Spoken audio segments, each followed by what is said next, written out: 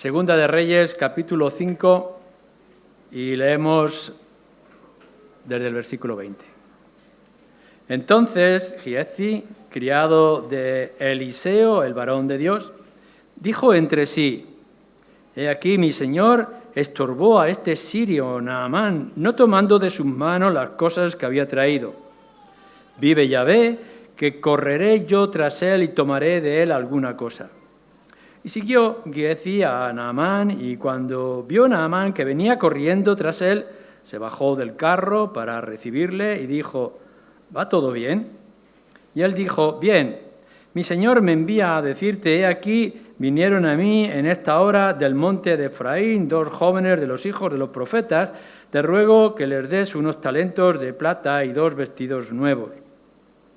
Dijo Naamán: te ruego que tomes 2 talentos. Y le insistió y ató 2 talentos de plata en 2 bolsas y 2 vestidos nuevos, y los puso todo a cuestas a 2 de sus criados para que lo llevasen delante de él. Y así que llegó a un lugar secreto, él lo tomó de mano de ellos y lo guardó en la casa. Luego mandó a los hombres que se fuesen. Y él entró y se puso delante de su señor. Y Eliseo le dijo: ¿de dónde vienes, Giezi? Y él dijo: tu siervo no ha ido a ninguna parte. Él entonces le dijo: ¿no estaba también allí mi corazón cuando el hombre volvió de su carro a recibirte? Es tiempo de tomar plata y de tomar vestidos, olivares, viñas, ovejas, bueyes, siervos y siervas. Por tanto, la lepra de Naamán se te pegará a ti y a tu descendencia para siempre. Y salió delante de él leproso, blanco como la nieve. Hemos podido ver la soberanía de Dios mostrando su gracia hacia alguien como Naamán, pero también hemos visto cómo la respuesta del ser humano tiene que existir ahí también, delante de aquello que nos presenta la soberanía, la gracia de Dios. Y lo último que vimos fue la gratitud de ese hombre llamado Naamán, que al ser curado de lepra quiso ofrecerle un regalo a Eliseo. El profeta lo rechazó, mostrándonos que la gracia de Dios no se compra. Él entonces no aceptó porque es un regalo gratuito. Y Naamán pues se fue en su viaje, regresando a su nación, a Siria, como un hombre nuevo, dispuesto a adorar únicamente al Dios vivo. Y nos hubiéramos quedado ahí, en principio era mi intención, pero podéis agradecerle a Beatriz, mi esposa, que me animó a que termináramos el capítulo para tener la historia completa. Y en estos versículos, de 20 al 27, que es nuestro texto de hoy, nos vamos a centrar en este hombre, Giezi, que era criado de Eliseo. No suele ser muy conocido, no tenemos mucha información acerca de él en la Escritura, pero lo que tenemos vais a ver que es suficiente. Es un pasaje muy triste, especialmente cuando lo comparamos con todo lo que hemos visto ya en el capítulo hasta aquí. Va a ser algo que va a poner el temor del Señor en nuestros corazones. Así que, como empezamos la serie hablando de currículos, hablemos un poco de este hombre, ¿no? La Biblia lo menciona pocas veces antes de este episodio. Probablemente era un joven, estaba al servicio de Eliseo, hacía encargos, llevaba mensajes, hablaba en nombre de Eliseo ante gente muy importante de la época. En el capítulo 4 del mismo libro, vemos cuando en el versículo 27 una mujer estaba muy angustiada porque su hijo había muerto. Y Giezi, él aparece ahí como que intentando separarla de Eliseo, que no le tocara, quizá en un acto un poco insensible, ¿no?, ante el dolor que sentía aquella mujer. Más adelante lo vemos en el versículo 31 del capítulo 4, él llevó el bastón del profeta, lo puso sobre el rostro de un niño muerto, intentando a ver si resucitara, pero no llegó a resucitar hasta que Eliseo mismo oró al Señor. Y luego en el versículo 42 al 44 del capítulo 4, este hombre fue testigo de cómo Eliseo hizo una multiplicación de panes que alimentó a 100 hombres y llegó a sobrar. Os acordaréis de Joram, aquel rey que estaba desesperado, rasgó sus vestidos, lo vimos anteriormente, y Eliseo le envió a Giezi con el mensaje que vimos en el versículo 8. Ve al Jordán y lávate en el Jordán. Le dio las instrucciones a que él fuera y lo hiciera y sería sanado. Entonces podemos ver que Giezi tuvo un papel importante como ayudante de Eliseo. Pero puede ser, como lo vamos a ver, que le haya subido un poco a la cabeza. Haya empezado a sentir cierta medida de orgullo, de estar cerca de alguien tan respetado como era Eliseo. Tenía mucha influencia en Israel. Y el hecho de que tuviera acceso a autoridades, a reyes, hablamos la otra vez de los VIP de la época, todo esto pudo medio que contribuir a que él se enorgulleciera, ¿no? Y aunque él también tenía unas tareas ahí más del hogar, más sencillas y digamos que humildes, como cuidarle la casa a Eliseo, supongo, por el texto, que él estaba de alguna forma intentando encontrar una oportunidad para que pudiera promoverse, subir en la vida. Por eso podemos preguntarnos, ¿por qué está incluida esta historia en las Escrituras? Es inspirada, ¿no?, por el Espíritu. El apóstol Pablo nos dice algo en 1 Corintios 10, versículo 6, que estas cosas sucedieron como ejemplos para nosotros, para que no codiciemos cosas malas, como ellos codiciaron, hablando de muchos ejemplos del Antiguo Testamento. Y también estas cosas les acontecieron a ellos como ejemplo y están escritas para amonestarnos a nosotros, a quienes han alcanzado los fines de los siglos. Así que, dice el apóstol, el que piensa estar firme, mire que no caiga. De manera que esto está escrito para ejemplo y advertencia a lo que no seguir, a lo que no imitar. Una advertencia contra la mentira, la deshonestidad, la codicia. Es muy interesante que en la Biblia no apenas nos hace ver claramente la gracia de Dios, como ya lo vimos en Naamán, en su sanidad, pero también nos deja muy claro lo pecaminoso que es nuestro corazón. Como ya lo dijimos, ¿no? La palabra de Dios no esconde nada de esa fealdad que cargamos en nuestro interior. Nos hace ver el pecado que hay en nuestras vidas e incluso aquellos pecados que somos capaces de cometer. Y esto nos dice que debemos de volver al Señor constantemente en arrepentimiento. Por eso ya os voy advirtiendo. Estoy medio que dando un spoiler acerca del carácter de Giezi, pero hoy intentaremos entrar en la mente de un mentiroso, un engañador, que es lo que veremos. Y muy rápidamente, no voy a pasar mucho tiempo aquí, pero ya para apenas dar un poco de la idea de lo grave que es la mentira en las Escrituras, pues sabemos que es el noveno de los 10 mandamientos, ¿no? No darás falso testimonio o no mentirás. Proverbios 6, 16 al 19 dice que el Señor aborrece 6 cosas. La lengua mentirosa y el testigo falso que habla mentiras es una de ellas. Proverbios 12, 22, los labios mentirosos son abominación a Yahvé, vamos, que lo detesta.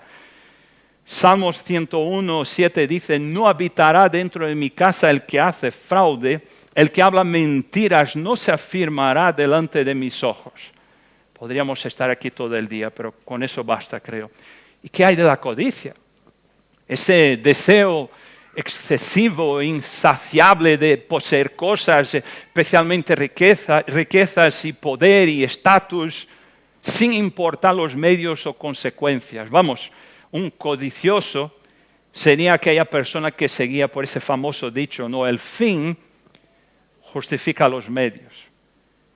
Y ahí justo es el 10º de los mandamientos, no codiciarás. Y apenas para ilustrar esto con el pasaje bíblico de 1 Timoteo 6:10, porque raíz de todos los males es el amor al dinero, el cual, codiciando algunos, se extraviaron de la fe y fueron traspasados de muchos dolores. Podríamos citar un montón más. Pero en el caso de Giezi, su caída, y ahora vamos a verlo, quizá puede verse muy nítidamente cuando vuelve Naamán de haber sido sanado de la lepra y él viene cargado de bolsas llenas de riquezas y plata y tesoros y los ofrece en gratitud a Eliseo. Pero sabemos que él lo rechazó, ¿no? Él no quiso. Pero Giezi estaba ahí. Yo creo que fue aquí aun cuando él sabía que la codicia es pecado, él se sabía los 10 mandamientos, era discípulo de Eliseo.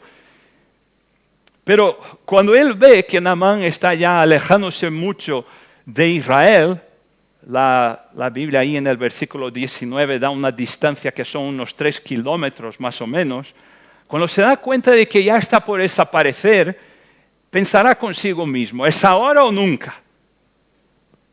Esta es mi oportunidad. Y va a por él. Y es cuando llegamos al versículo 20, donde dice, entonces, Giezi, criado de Eliseo, el varón de Dios, dijo entre sí, he aquí mi señor estorbó a este sirio Naamán, no tomando de su mano las cosas que había traído. Vive Yahvé, que correré yo tras él y tomaré de él alguna cosa. Esta frase dijo entre sí, si habéis estado aquí antes os sonará familiar, como la de Naamán en el versículo 11. Los dos, ellos hablaron entre sí, esos diálogos internos que pasan aquí, ¿no?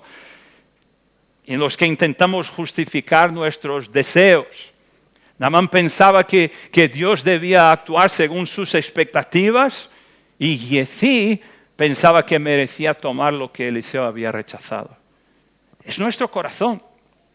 Amados, esos diálogos que en ocasiones tenemos con nosotros mismos, que si no estamos bien alimentados con la palabra, no estamos en comunión con Dios, pueden llevarnos a pecado.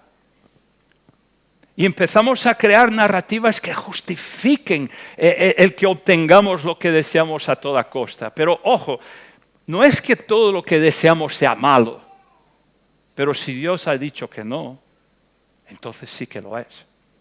Sí que es pecado. Si es contra su voluntad, sí que es pecado. Santiago lo pone de esta manera en capítulo 1, versículo 14. Cada uno es tentado cuando a su propia palabrita difícil aquí, concupiscencia, que es un deseo desordenado, es atraído y seducido. Entonces, ese deseo desordenado, una vez concebido, da luz al pecado. Y el pecado, siendo consumado, da luz a la muerte. Giezi no puso freno a ese diálogo, a esos pensamientos. Él siguió entreteniendo la codicia y así llegó él a pensar que tenía un motivo razonable para aprovecharse de la situación. Ahí lo vemos, ¿no? En la segunda parte del versículo 20. Aquí mi Señor estorbó a este sirio Naamán. Otras traducciones nos lo dejan más claro ahí. Él dijo, ha dispensado o le ha dejado ir. Ha sido demasiado bondadoso. Vamos, Eliseo se lo ha puesto muy fácil. Y luego viene algo peor. A este sirio Naamán. Giezi llega a referirse a Naamán con mucho desprecio y desdén. Es como si él se sintiera superior, porque Naamán, ¿qué era? Era un pagano, era un gentil, era un extranjero. Es como si dijera, ¿cómo ha podido Eliseo dejarle ir a este sirio, que es enemigo de nuestra nación? Aunque ya no lo era, pero él lo vería así. opresor de nuestro pueblo y no haberse aprovechado para despojarle de esas riquezas.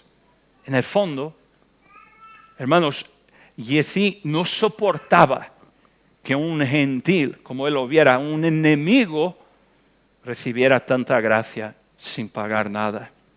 ¿Cómo es posible que este sirio sea sanado y sus riquezas queden intactas? Jefté tenía un sentido de rectitud propia, que él mereciera algo de Dios por ser siervo de Eliseo por muchos años, por estar siempre involucrado en cosas espirituales. Él se olvidaba que delante de Dios, sea quien sea, no pasamos de miserables pecadores, que nada merecemos de Él. Y para empeorar las cosas, esto se va poniendo de mal en peor. Jefté usa el nombre del Señor en vano. Ya va ahora y rompe también el segundo mandamiento y hace un juramento en un intento de legitimar o bendecir el engaño, las mentiras que está fabricando. Vive Yahvé, que correré yo tras él y tomaré de él alguna cosa. Es muy triste, como siervo de Eliseo que era, él sabía, él era estudiante, era discípulo de Eliseo. Él tuvo el privilegio de conocer y aprender de este hombre de Dios y tenía el ejemplo de vida de él. Pudo oír los mensajes inspirados por Dios que proclamaba Eliseo. Eliseo era sin duda una fuente de sabiduría, de ánimo, de motivación a vivir una vida de santidad. Pero Jefté fracasó en aplicar eso en su propia vida. Por tanto, no miremos a Jefté como algo distante de nosotros, amados. Todos somos un Jefté en potencia. Disfrutamos de la comunión de los santos en la iglesia. Tenemos a nuestro alrededor, gracias al Señor, a muchos hombres y mujeres que han sido fieles al Señor a lo largo de años, especialmente en nuestra iglesia, a nuestro alrededor. Personas que tienen sus vidas dedicadas a Dios y, por ejemplo, me refiero ahora y hablo a vosotros los más jóvenes, que hayáis tenido la dicha de tener padres genuinamente cristianos, padres piadosos, devotos del Señor. Y hay que ser gratos por todo eso, pero nada de eso garantiza que pertenezcas al Señor o que hayas llegado a ser su hijo. Y Jefté es una muestra de esta triste realidad. Ella es tan triste que muchos cristianos, como lo somos todos nosotros aquí, que tenemos acceso a todo lo que necesitamos para nuestro crecimiento. Tenemos la palabra, tenemos la enseñanza fiel de la misma, la sana doctrina. Tenemos al Espíritu Santo que hace aplicación de esas verdades a nuestra vida. Pero quizá fallamos a la hora de usar lo que está disponible. Quizá lo demos por sentado. Dejamos que esto se vuelva algo de nuestra rutina semanal. Y si dejamos que esto siga así, amados, puede terminar como le pasó a Jefté, que ya lo veremos. Porque uno en estos temas no puede ser neutral. O nos estamos acercando cada vez más a Dios o nos estamos alejando de Él. O estamos avanzando en la fe o estamos retrocediendo. No hay término medio. Entonces mi oración es que el Señor no permita que lleguemos, ninguno de nosotros, jamás, a un punto en que digamos, basta, estoy a gusto, estoy muy a gusto de estar donde estoy, en mi andar con el Señor. Hermanos, la vida cristiana no funciona así. De hecho, leyendo un poco las Escrituras, vamos a ver que como cristianos, como creyentes, vamos siempre a contracorriente, luchando cuesta arriba contra el pecado, nuestra naturaleza carnal que sigue ahí. Antes no lo era así. Si hay alguno que aún no es creyente, claro, ya hemos oído en las exposiciones de Luis a los Efesios, otrora anduvimos y seguíamos la corriente de este mundo. pero ahora ya no. El Señor nos rescató por su gracia y desde entonces nuestra vida ha sido y siempre será de constante esfuerzo de pasar por esa puerta estrecha hasta que completemos nuestra carrera aquí. Pero desafortunadamente, Giezi estaba siendo aprisionado por lo que podemos llamarle los patrones de pensamientos de este mundo. Y él está pensando, como Eliseo no tomó nada de Naamán, él pensaba, Naamán está endeudado con nosotros o con Dios. Eso es contrario a la gracia de Dios. Eso es como piensa el mundo, ¿no? Si te hago algún tipo de bien, porque en el mundo hacen bien a los demás, se hacen favores entre ellos. Pero siempre pensando en más adelante, bueno, te hice un favor, claro, la idea es más adelante, ya sabes, cuando lo necesite. Por tanto, mucho cuidado, amados, con esos diálogos interiores de la carne. Esas cosas que decimos entre nosotros, no nos guiemos por eso, guiémonos por las Escrituras. El otro día, el jueves, ¿no? En el estudio, Luis hablaba de esa cita de Lutero que decía, no puedes evitar que los pájaros vuelen sobre tu cabeza, pero sí puedes evitar que hagan nido en ella. Eso sí lo podemos hacer. Y yo ahora me refiero a los creyentes, claro, porque el que no es creyente no puede hacer nada al respecto. Pero el creyente, por medio del Espíritu Santo que nos habita, puedes frenar el pecado, debemos hacerlo. Esos pájaros que sean pensamientos, preocupaciones, tentaciones, lo que sea que pueda surgir en nuestra mente, toca resistir lo que dice Santiago. Y como no podemos controlar el hecho de que surjan, pero Pablo nos dice en 2 Corintios que debemos destruir esas fortalezas. Derribar esos argumentos, toda altivez que se levante contra el conocimiento de Dios y llevarlos cautivos, presos a esos pensamientos, a la obediencia de Cristo. Y tú, siendo creyente, sí puedes hacer eso. No por ti, pero por el Espíritu Santo que te habita. Y haciendo esto no vamos a permitir que esos pensamientos puedan crear raíces en nosotros. Pero en versículo 21 vemos que siguió Giezi a Naamán.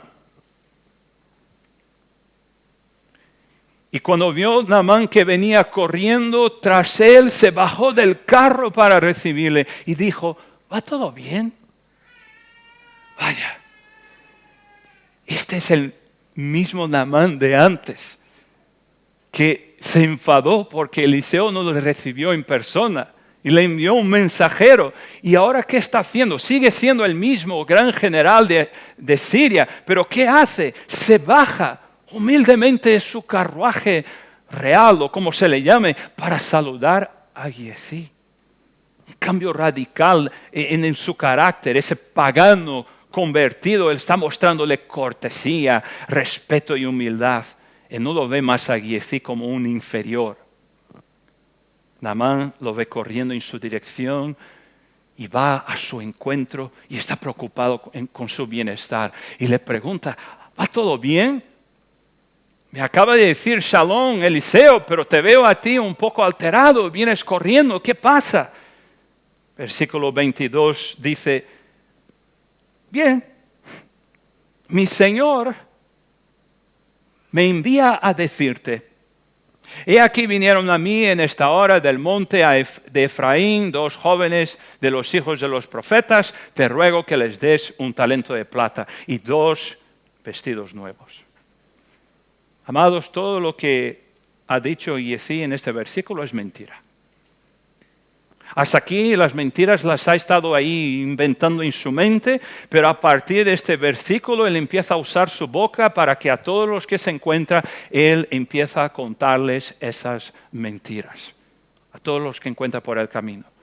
Ese es uno de los otros problemas de la mentira, ¿no? Dices una, pues toca decir una segunda, una tercera, una cuarta para cubrir la primera. Y eso nunca se detiene, nunca para. Giezi dice que está bien, pero sabemos que nada va bien. Acaba de hacer un juramento usando el nombre del Señor en vano para un fin maligno, contrariando el juramento que ya había hecho Eliseo. Es que no iba a aceptar nada de Naamán, y aquí está él, y encima miente diciendo que está bien. Va y le cuenta a Naamán una historia de lo más descabellada que le pudo ocurrir. Naamán sería muchas cosas, pero el tonto él no era.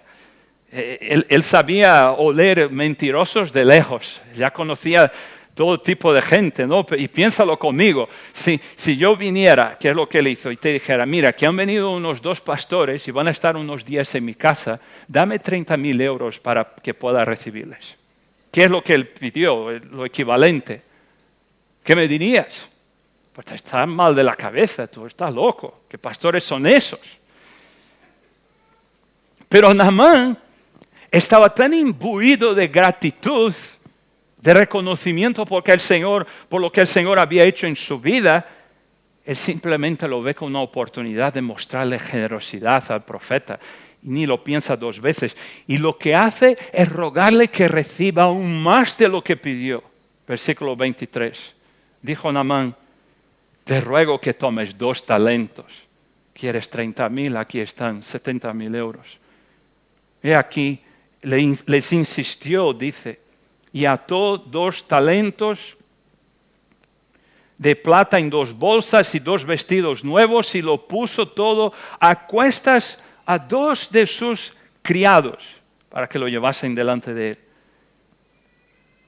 Y así a estas alturas estará pensando que es un genio, porque su plan está saliendo mejor de lo que él pensaba. Naamán está insistiéndole que se lleve el doble.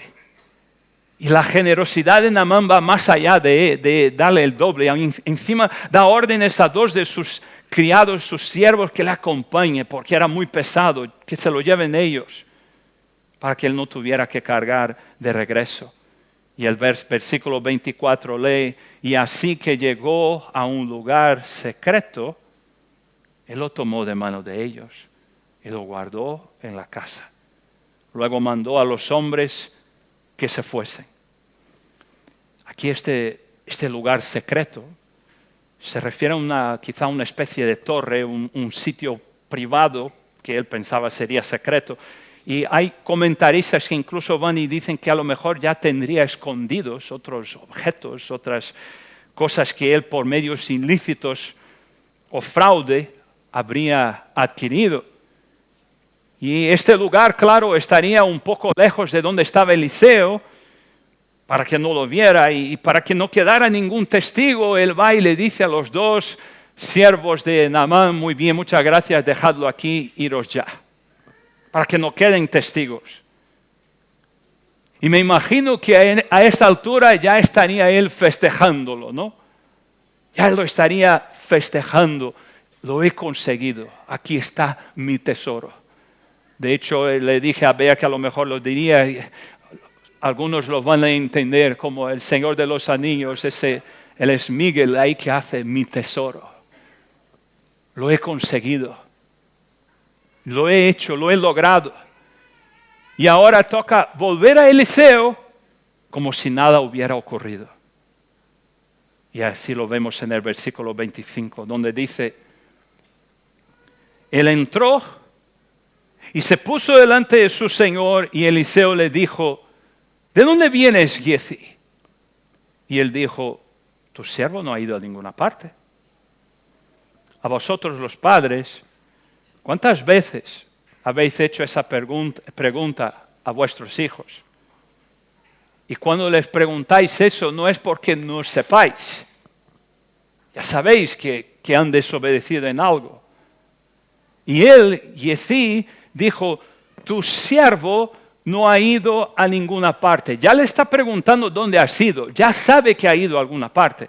Pero ahora Eliseo no solo le ha mentido al comandante del ejército enemigo, que ya está mal, ahora le está mintiendo al hombre de Dios. Y expliquémoslo un poco. el mayor de los profetas de Israel en ese entonces. Le miente a la cara de Eliseo. Este es el Eliseo que había recibido una doble porción del Espíritu que estaba sobre Elías. El mismo Eliseo que en el capítulo 2 de nuestro libro se burlaron de él unos muchachos que le gritaban, sube calvo, sube, y él les maldice y dice la Biblia que aparecen unos osos del monte y los despedazan. El mismo Eliseo que más adelante, en el capítulo 6, el Señor le concede que pueda ver sobrenaturalmente y saber dónde están localizados los enemigos. Y a Giezi se le ocurre mentir a este hombre. Es uno de los muchos efectos del pecado, ¿no? No nos deja ver las cosas con claridad, no nos deja pensar, no nos permite percibir las cosas más obvias que están delante de nosotros. Y, mejor dicho, no nos deja discernir las cosas de lo alto, eso es. Las cosas espirituales, porque cuando nos rendimos al pecado, como nos enseñan las Escrituras, terminamos por pensar y actuar conforme a la carne. Ya nos lo dijo Jesús. ¿Para qué aprovecha la carne? Para nada. Para nada. Y como dijimos, este patrón de pensamiento y comportamiento, bueno, ahora vamos a verlo, tiene también un paralelo en algunos del Nuevo Testamento. Y hoy vamos solo a hablar de uno en particular, alguien que estuvo con el Señor Jesús por lo menos 3 años, pudo ver al Jesús, al Dios encarnado, todo ese tiempo oyendo sus enseñanzas, pudo constatar su carácter intachable, viendo sus señales y prodigios, incluso recibiendo una cierta autoridad para hacer milagros en su nombre, para echar fuera demonios. Vio cómo Jesús es capaz de controlar la intemperie y que incluso sabe los pensamientos de lo más íntimo del ser humano. ¿De quién estamos hablando? De Judas Iscariote. Es una especie de Giezi en el Nuevo Testamento, porque fue por el mismo camino. Giezi intentó engañarle a Eliseo. Judas Iscariote le intentó engañar a Jesús. El pecado nos entontece, amados. Nos ciega, nos vuelve necios. A lo mejor Judas, como Giezi, él pensaba, lo estoy logrando. Él intentaba por medio de mentiras aparentar santidad. Como era uno de los discípulos de Jesús, quería que todos le vieran como alguien que quería servir. Pero todo movido por mentira y codicia. En Juan 12, cuando María le unge los pies a Jesús con aquel perfume carísimo de nardo, sale Judas Iscariote en defensa de los pobres. ¿Por qué no se vendió esto y se dio a los más necesitados? Dijo él. Y si no fuera porque Juan nos lo dijera, pensaríamos que Judas era muy piadoso, muy preocupado con la causa de los más necesitados. Pero ¿qué nos dice Juan en el capítulo 12, del 4 al 6? Dijo esto, no porque se cuidara de los pobres, le importaba un pimiento los pobres, sino porque era ladrón. Y teniendo la bolsa, sustraía de lo que se echaba en ella. Y este hombre, Judas Iscariote, llega al colmo de la estupidez humana de pensar que puede engañarle y mentirle al propio Dios.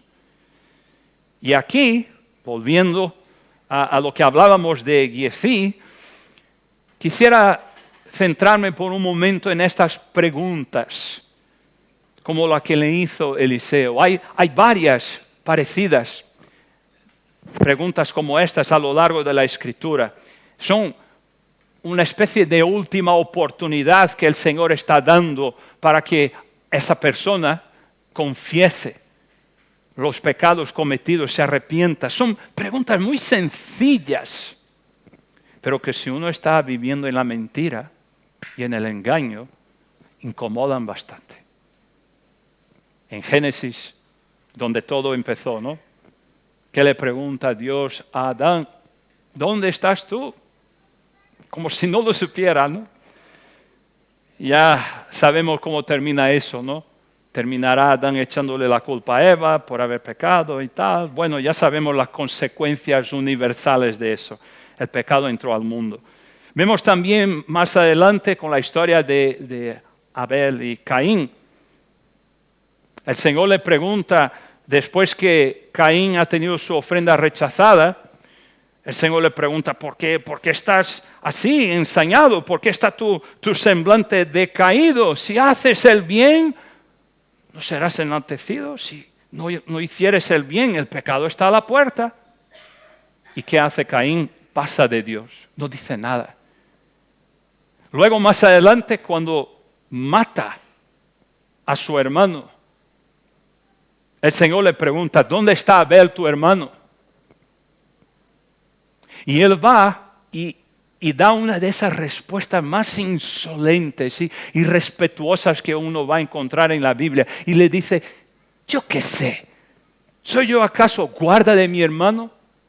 Pregúntaselo a otro. Podríamos hablar de muchos, de Acán en Josué, el jueves vimos en el estudio de Samuel con Saúl. Y luego pasamos ahora al Nuevo Testamento, ya que hablamos de Judas. Después que ya está a punto de entregarle, señalarle al Mesías con un beso para que puedan venir a prenderle, con tremenda falsedad de un corazón depravado, él grita en Mateo 26, 49, ¡salve, maestro! Y Jesús, con un amor tierno, verdadero, y con profundo dolor le pregunta, amigo, ¿a qué vienes? Judas no le responde nada, por lo menos por lo que podemos leer, pero sabemos que no respondió con arrepentimiento. Porque luego que consiguió sus miserables monedas, él fue y ya sabemos lo que pasó, ¿no? Y como un último ejemplo, aunque hay muchos más, tenemos ese famoso caso de Ananías y Zafira, que a lo mejor veían que había mucha generosidad en la iglesia primitiva y veía gente que vendía sus propiedades y traía a los pies de los apóstoles y dijeron, no queremos que la gente nos vea como, yo qué sé, ¿no? Que no somos generosos, vamos a hacerlo también. Y deciden que van a vender una propiedad y le dicen a Pedro, la vamos a vender por tanto. Y en el día de traerlo viene primero Ananías, ¿no? Y le pregunta, ¿vendiste por tanto? Le mintió. Se muere. ¿Estaba obligado a hacer eso? No. ¿Pero para qué mentir? ¿Para qué mentirle a Dios? Viene 3 horas más tarde la esposa y le pregunta lo mismo, ¿vendisteis en tanto la heredad? Y ella dijo, sí, en tanto. Pedro le pregunta, ¿por qué convenisteis en tentar al Espíritu del Señor? De forma que, amados, en todas estas preguntas, la pregunta no era porque no se supiera la respuesta. Es una oportunidad para arrepentirse, para confesar. El que encubre su pecado no prosperará, es lo que dice la Escritura. Pero en el caso de Giezi, volviendo a él entra donde está Eliseo como si nada hubiese pasado. Le miente diciendo, tu siervo no ha ido a ninguna parte. Pero versículo 26 nos dice, él entonces le dijo, ¿no estaba también allí mi corazón cuando el hombre volvió de su carro a recibirte? ¿Es tiempo de tomar plata y de tomar vestidos, olivares, viñas, ovejas, siervos y siervas? Aquí todo ese plan que pensaba Giezi que le estaba yendo de maravillas se desploman completamente. Eliseo estuvo ahí en espíritu viéndolo todo a todo instante, porque el Señor le dio esa habilidad. Eliseo no solo describe lo que hizo Giezi desde el principio, sino que también ya empieza a decirle lo que sabía que él quería hacer con esos tesoros. Es lo que dice ahí, es tiempo para tomar plata. vestidos. Con ese dinero comprar olivares, viñas, ovejas, bueyes, esclavos y esclavas. Eliseo le está diciendo, le hace ver cómo él estaba enseñándole a Naamán que todo lo que recibió fue por gracia. Hizo un juramento al Señor que no tomaría nada de él y ahora, Giezi, vienes tú con tus acciones. Tú haces parecer que yo lo estaba fingiendo. Yo quería aparentar que no tenía ningún deseo de aquellas riquezas por los que estaban viéndolo, pero que tenía codicia en el corazón. Mira el mal testimonio que le has dado. Me presentas, Giezi, ante Naamán como un falso profeta más, como todos los demás. Y lo peor es que con tu mentira posiblemente te conviertas en una piedra de tropiezo para ese nuevo creyente. Amados, tomemos mucho cuidado con lo que hacemos y decimos. Cualquier mentira, no hay eso de que es pequeña o una mentira inocente, he oído eso por ahí, qué mentira inocente. Cualquiera que sea, es en primer lugar una ofensa al Señor. Mentir es alinearse con aquel a quien Jesús llama del padre de la mentira. Él dice, cuando habla mentira, refiriéndose a Satanás, habla de suyo, porque es mentiroso y padre de la mentira. Pero no solo pecamos contra Dios cuando mentimos, y eso ya debería de ser suficiente para no hacerlo, ¿no? Pero pecamos contra nuestros hermanos en la iglesia local y la iglesia de Cristo por todo el mundo.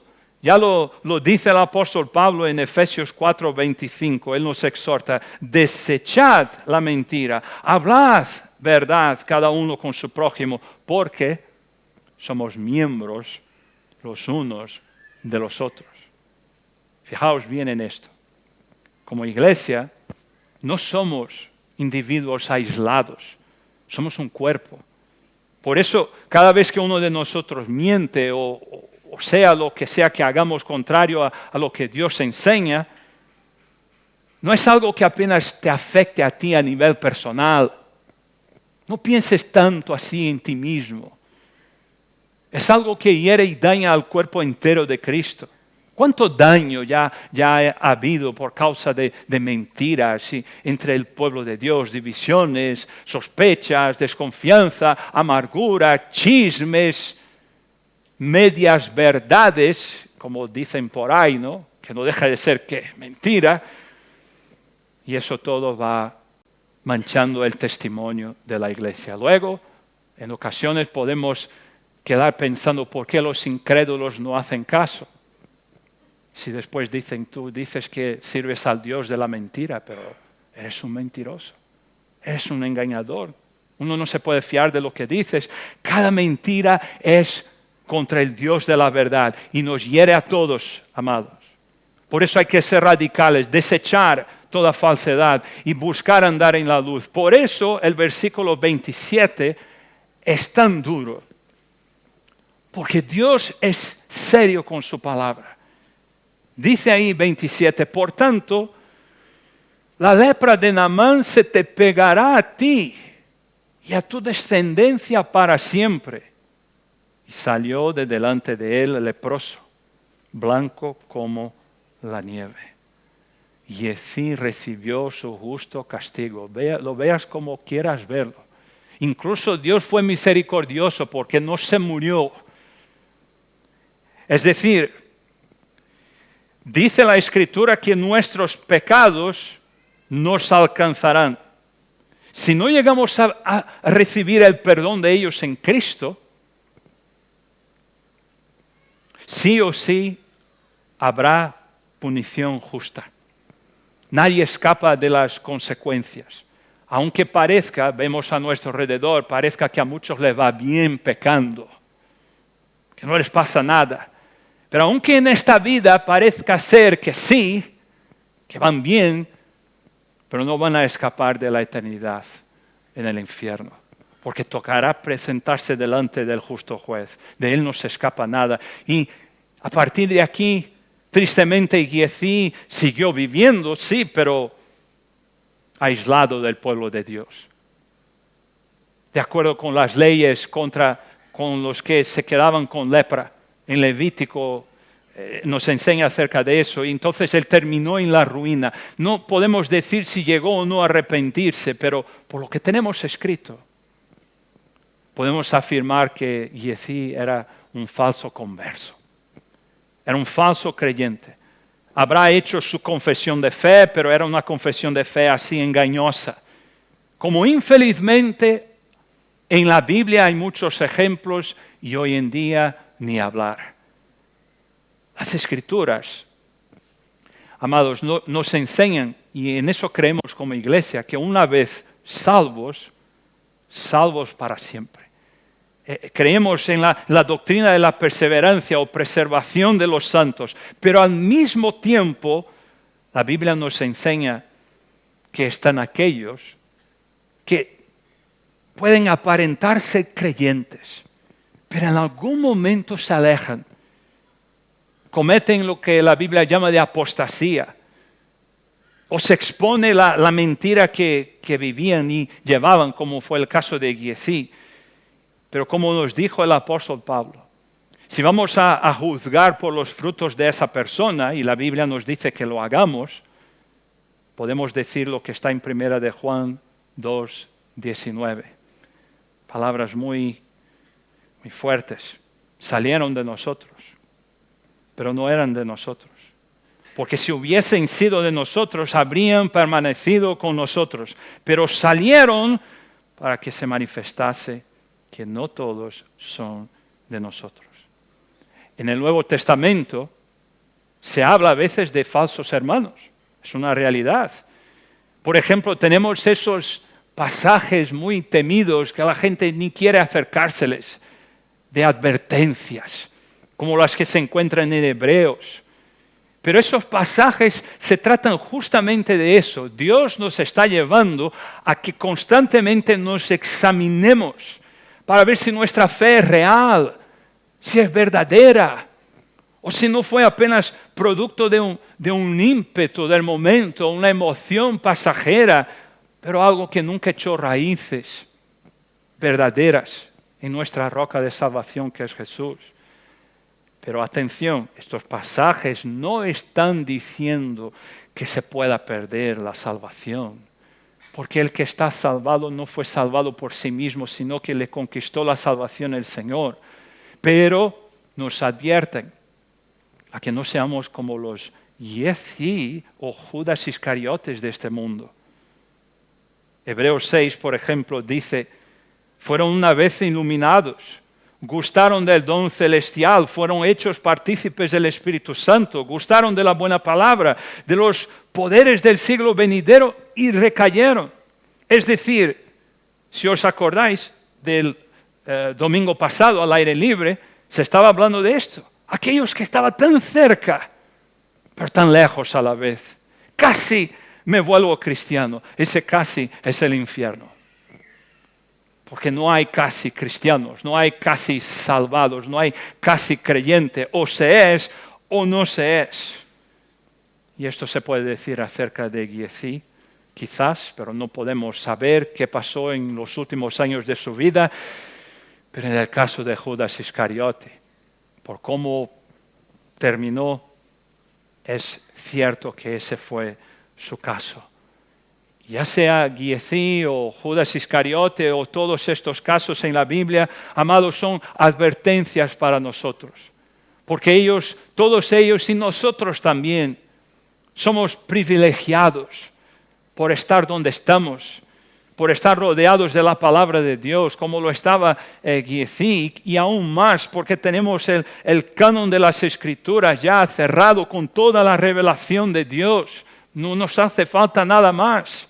Pero nada de eso fue para ellos un impedimento para que cayeran, para que mintieran, para que engañaran y codiciaran.